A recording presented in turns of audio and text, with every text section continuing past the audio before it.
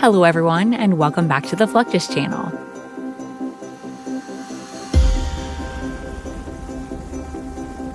In June 2020, a FA-18 Super Hornet operating off the aircraft carrier USS Theodore Roosevelt crashed while conducting routine pilot proficiency training.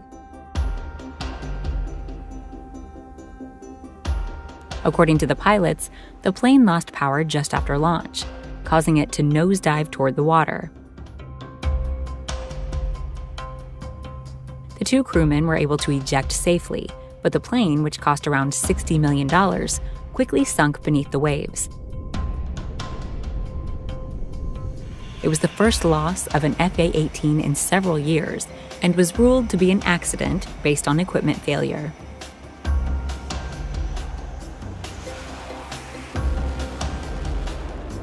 However, the U.S. military was by no means content to leave its highly advanced fighter jets sitting at the bottom of the Arabian Sea.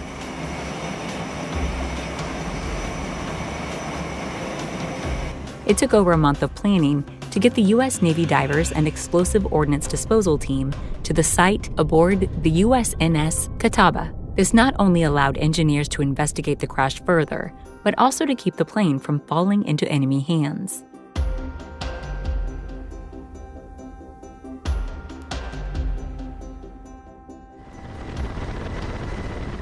A few years earlier, a similar incident took place on board the USS Carl Vinson. Two FA-18Cs crashed into the western Pacific Ocean after colliding in midair some 7 miles away from the carrier.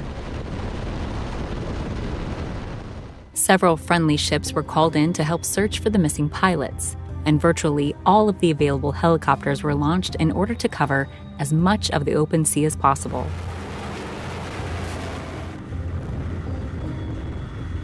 One of the pilots was found shortly after the incident, having ejected just in time to escape the crash. Unfortunately, despite more than 2 full days of searching using all available personnel and aircraft, the second pilot could not be located and had to be presumed dead.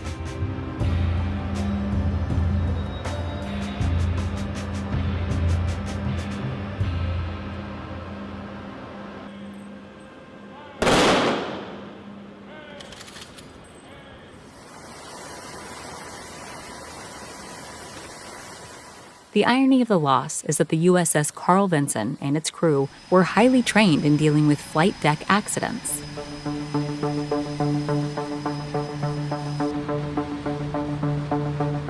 A few years before, another FA-18 suffered an engine fire immediately after taking off from the vessel. Fortunately, the pilot was able to use the remaining engine to land back on the flight deck, where the fire was put out immediately.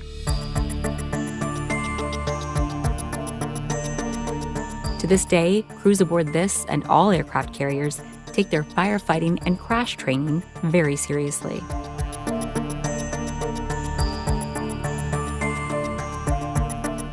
This is a true testament to the professionalism and preparedness of the crew members, who were able to jump into action in a matter of minutes, even though the situation was still developing.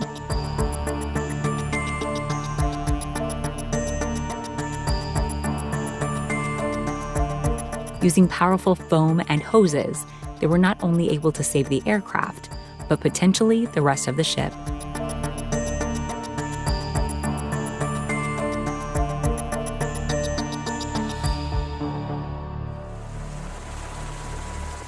When it comes to preventing aircraft-related incidents aboard an aircraft carrier, one of the most important processes of all is known as the FOD walk.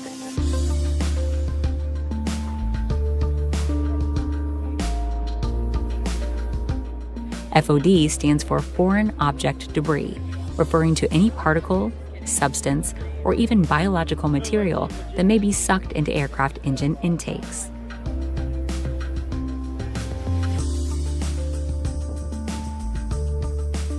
A FOD walk is where a line of crew members walks the entire length of the flight deck, looking for potential materials that may have ended up on the ground.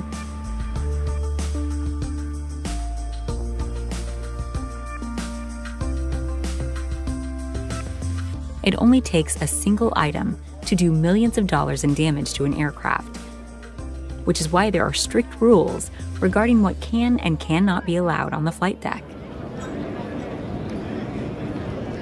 And the 90 percentile, I was there. On the deck.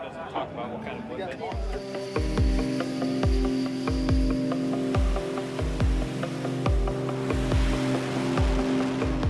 Almost everything on board an aircraft carrier is strictly controlled and supervised. When it comes to the flight deck, much of this is handled from the Integrated Catapult Control Station, otherwise known as the bubble.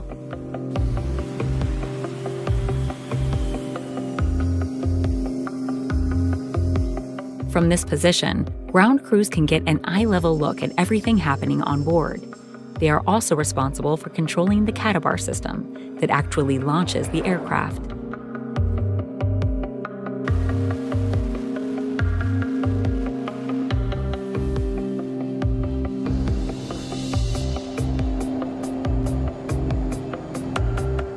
To ensure each launch is successful, the men and women in the bubble must coordinate carefully with the pilots and crew members out on deck.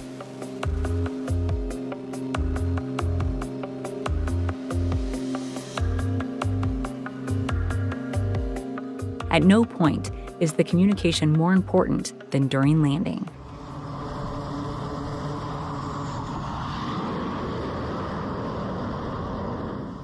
In order to land aboard an aircraft carrier's small flight deck, pilots must come in nose up and catch an arresting cable with their plane's tailhook.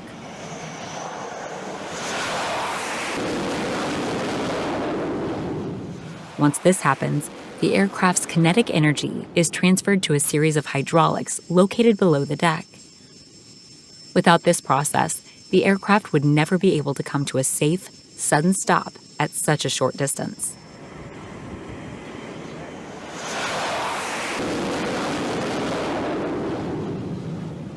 These cables undergo extensive testing regularly in order to ensure they are ready to absorb the impact of multiple landing planes. These evaluations are performed by flight deck crews using small transport vehicles and handheld hooks.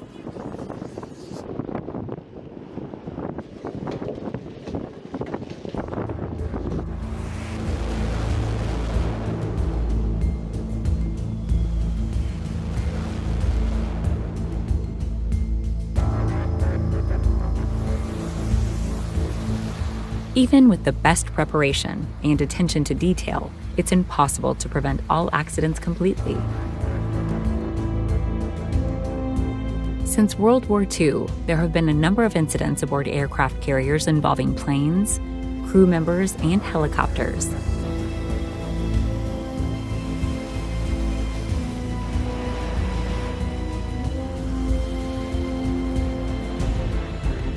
In one situation, an E-2D Hawkeye was coming in for a landing aboard the USS Dwight D. Eisenhower, which had an arresting cable snap during landing. Fortunately, the pilot and his crew were able to think fast, powering up the plane's engines just in time to avoid hitting the ocean. This bought them time to circle around and attempt another landing. Nobody was injured, and the crew members were all awarded the Armed Forces Air Medal for Valor.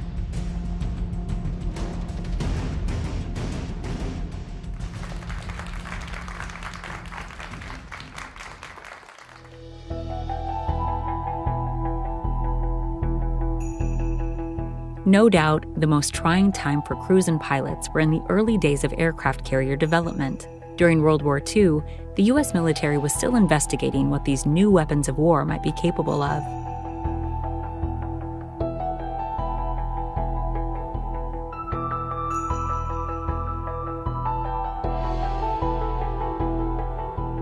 Various trials resulted in multiple aircraft being lost over the side of the carriers, which were much smaller than today's modern nuclear-powered versions.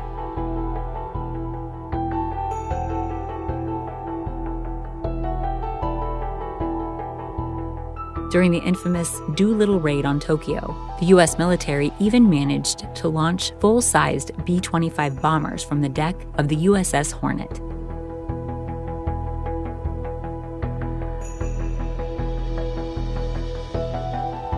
At 52 feet long and boasting a wingspan of 67 feet, getting this plane in the air was quite an impressive accomplishment, especially considering each B-25 was loaded full of heavy-duty bombs.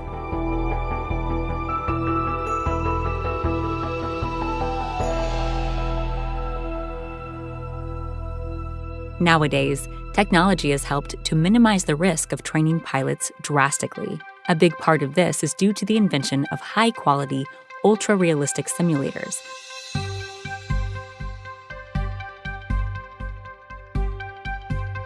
Like this one for the F-16 Fighting Falcon. These simulators are capable of accurately modeling a wide variety of mission types, weapon systems, and ordnances.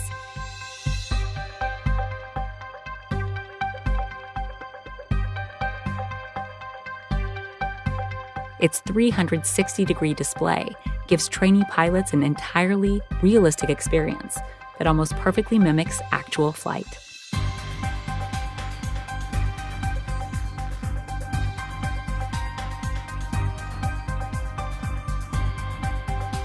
Best of all, this sort of training can be accomplished anywhere without putting any personnel or equipment at risk. Last but not least, it saves the U.S. military millions of dollars in fuel and man-hours.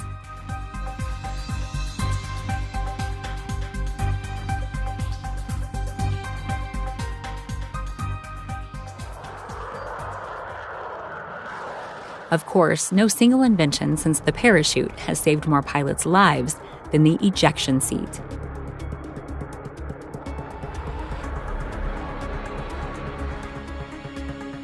In the early days, pilots simply had to climb out of their cockpits and hope they didn't strike the wing or tail on the way.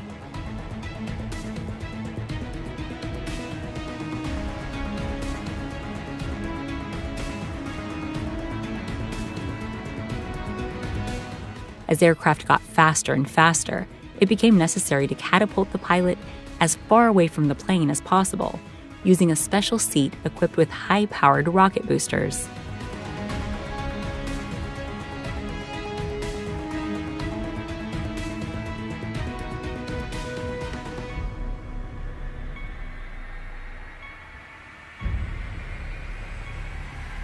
Over the course of decades, these seats were refined over and over again to maximize safety and capabilities.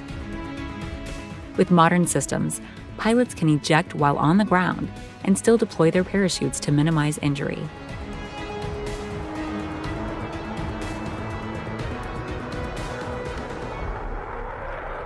Because they are so important in the case of an emergency, all aircraft egress systems undergo frequent inspections and repairs to make sure they're in the best condition. This work is typically accomplished by men and women from the Aircrew Egress Systems Shop. Over the course of several hours, these highly trained technicians will remove the seat system and completely dismantle it. If they find anything that is damaged, worn, or needs replacing, they will address it immediately. Until the chair is completely recertified, it will not be returned to the cockpit. It's also important that the pilots themselves know what to do once they eject.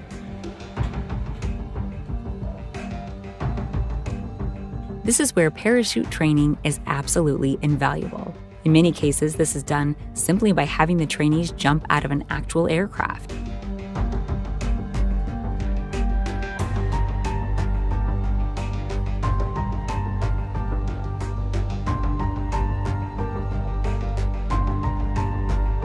In recent years, however, the U.S. military has developed special simulators capable of recreating the ejection experience.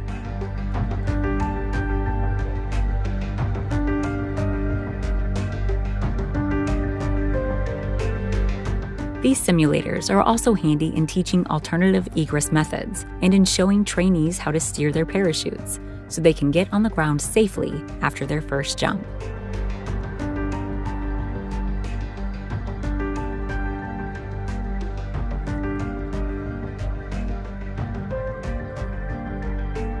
That's the end of this video. I hope you enjoyed it. Make sure to subscribe to this channel so you don't miss any of our new content. See you next time.